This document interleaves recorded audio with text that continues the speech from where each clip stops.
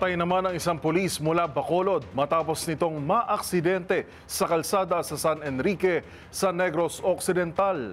Yan at ang iba pang mga rumarapidong balita mula sa probinsya, hatid ng iba't ibang istasyon sa ilalim ng MBC Media Group.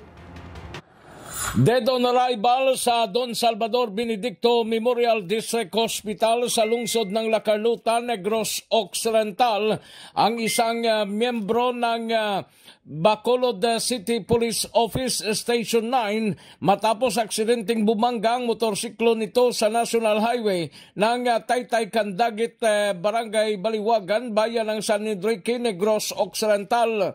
Ang biktima kinilala na si Patrolman Kenneth Casuya, 32 anyos, residente ng Barangay Miranda, bayan ng Pontevedra at na destino sa BCPO Station 9 sa lungsod ng Bacolod. Ayon kay Police Lieutenant Dante Islet, Deputy Chief of Police ng San Enrique PNP, minamaniho ni Casuya ang kanyang motorsiklo nang nag-overshoot sa kurbada, aksidenteng bumangga sa isang truck na minamaniho ni Rimar Miliena, 44 anyos. Dinala pa ang biktima sa ospital, subalit idineklarang dead on arrival ni Dr. Rina Ilomba.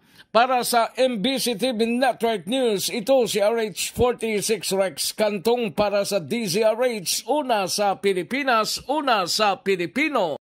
Balita mula sa Davao Region, 77% o 44 na individual mula sa Region 11 ang humiling ng illegal recruitment certificate patay sa pinakahuling datos mula sa Department of Migrant Workers o DMW Regional Office 11. Sinabi ni Catherine Marie Villaflores, Chief Labor and Employment Officer, Migrant Workers Protection Division ng DMW 11, madalas na biktima ng illegal recruitment ang mga taga Davao Region sa bansa, karamihan ay mula sa probinsya ng Davao del Sur. Ang Rehiyon 12 naman ang sumunod sa Rehiyon 11 na may 11% o 6 na individual, 2 individual sa Rehiyon 13 at isa mula sa BARM. Nabatid din na karamihan sa mga biktima ng illegal recruitment ay mga lalaking pinangakuan ng trabahong may kinalaman sa pagsasaka, tagapaglinis, pag-aalaga at iba pa. Ang nasabing sila ay biktima ng illegal recruitment ay madalas na inaalok ng trabaho sa Japan, South Korea, Canada,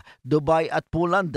Pinaadahanan din ng DMW 11 na huwag agad maniwala sa mga alok na trabaho at siguraduhing legal ang mga transaksyon para hindi ma-scam at makuhaan ng processing fees, ngunit walang trabahong mapuntahan sa ibang bansa. Para sa MBC TV Network News, ito si June Soter, una sa Pilipinas, una sa Pilipino. Naglunsad naman ang Baywatch Patrol ang Coast Guard Station sa Northern Samar, kasabay ang kanilang paalala sa lahat ng mga beachgoers ngayong bakasyon sa iba't ibang baybayin sa lalawigan.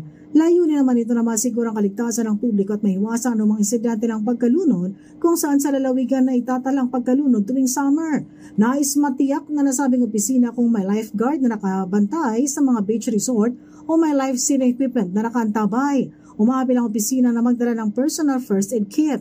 Mahalaga rin daw ang safety net, flag signal at marker sa lugar na paglalanguyan. Mga safety signages na nagpapaalala na restricted area para sa mga nais maglangoy. Babala pa ng Coast Guard, iwasan ang bahaging daanan at daungan ng mga bangka. Patnubayan sa lahat ng oras ang mga kasamang matatanda at bata.